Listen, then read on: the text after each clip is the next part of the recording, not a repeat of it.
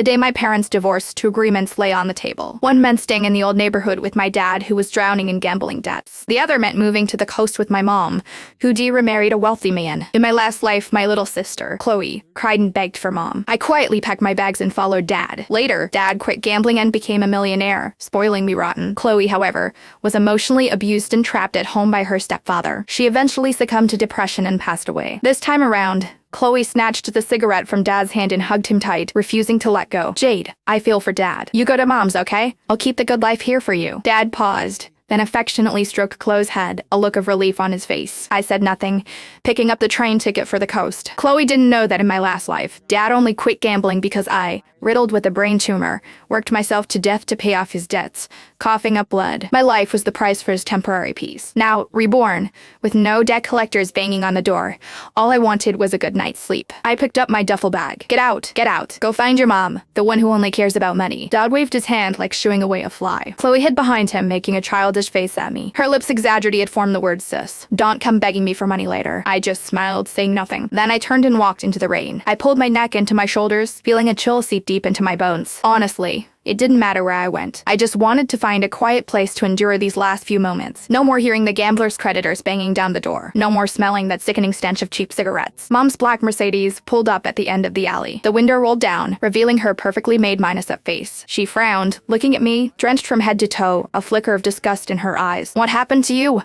Get in quickly. Don't get the car dirty. I opened the back passenger door, about to slide in. Put that bag in the trunk. Mom pointed at the duffel bag in my hand. It's filthy, probably crawling with germs. I paused, but I still obediently closed the door and put the bag in the trunk. Back in the car, I huddled in the corner, careful not to touch the luxurious leather seats. The heater was on full blast, but I still felt cold. Jade, once we get there, you need to be sensible. Mom drove, glancing at me in the rearview mirror. Your stepfather doesn't like noise. Don't leave your room unless you have to. Eat quietly and don't drag your feet when you walk. And never mention your dad. HES bad news. I looked out at the rain streaking past the window and nodded. Got it. The familiar spike of pain lanced through my head again. My vision blurred for a second. I reached up and pressed my forehead. What's wrong? Mom asked, her tone laced with impatience. Nothing, just car sickness, I said. So delicate, Mom scoffed, just like your dad. I closed my eyes, swallowing back the metallic taste of blood that welled up in my throat. Next time, no way I'm signing up for this again. The doctor took 5 hours. By the time the car pulled into the hillside villa community, it was pitch black outside. Though ablaze with lights, the whole place felt eerily dead. We're here. Mom parked the car,